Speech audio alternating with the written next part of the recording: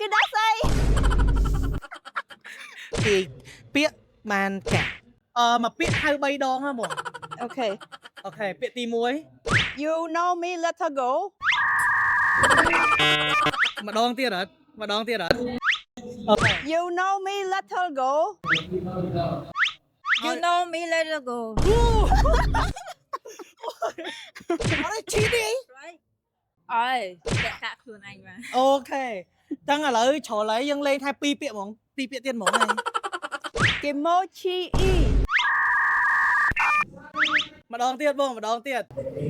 Kimochi e no ម្ដងទៀតអត់ម្ដងទៀត Kimochi e I don't know what Yamate គឺដាក់ស្អី អូខេសុំម្ដងទៀតឲ្យលឺទៅគាត់ Yamate គឺដាក់ស្អី អត់លឺ អត់លឺ មួយចុងក្រោយមួយចុងក្រោយ អូខេ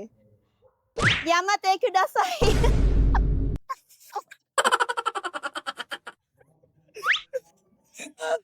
Sorry អត់លឺមែន អូ ចប់ហើយគឺពុកច្បាស់ល្អអត់ ច្បាស់ល្អខ្ញុំបើគាត់ស្នៃនិយាយស្រែកប៉ុណ្ណាក៏អត់លឺ តែមិនស្រែកលឺខ្លាំងណាស់ឡើយគេមើលមុខពេញសាលាណូចឹងកាសនេះដូចខ្ញុំប្រាប់បងតាំងដើមចឹងគឺយើងតំតែអានបុកភ្លាមតែបងភ្លាមក៏បានយកកាសសិនឬក៏អីមកឯងហើយកាសនេះគឺមានតម្លៃត្រឹម$30បងឯងជឿអត់បើសម្រាប់ខ្ញុំផ្ទាល់ខ្ញុំប្រើមួយដែរគឺខ្ញុំប្រើឡើង3ឆ្នាំហើយ អូ ហើយនៅប្រើបានធម្មតាទាំងធ្លាក់ម៉ូតូកិនបែកកឹបឡើងវិញក៏ដោយ ម៉ូតូកា ខ្ញុំនិយាយមែនអញ្ចឹងកាសនេះគឺខ្ញុំជូនបងផ្ទាល់ហ្មងដើម្បីឲ្យបងប្រើឈប់ចាំតិចអូយ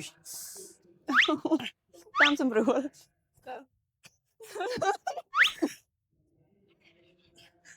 ប្រអប់ធំពេក អូ អញ្ចឹងនេះប្រអប់របស់វាបងគឺខ្ញុំជូនមួយថ្ងៃនៅក្នុងហ្នឹងមានទាំងប៉ុងសម្រាប់ដូរឲ្យតិចត្រូវដោយសារតែខ្ញុំអត់ដឹងថាគាត់ស្រឡាញ់តុក្កតាអីទេបើសិនជាអ្នកនរគ្នាចង់បានគឺនៅក្នុង Phoenix Store គឺយើងមាន free ទាំងខែឲ្យទៀតអ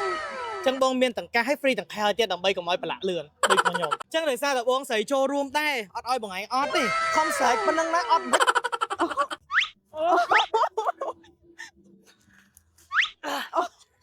អត់ទេ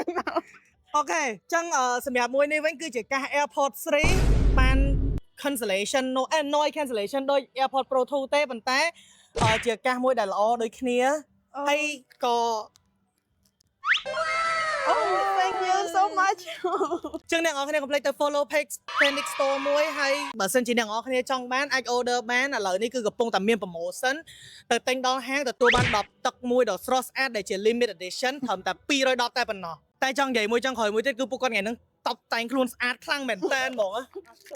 thank you ចុះអរគុណច្រើនបងអរគុណមែនតើអរគុណកុំភ្លេចចុច follow ម្នាក់មួយផងបាយ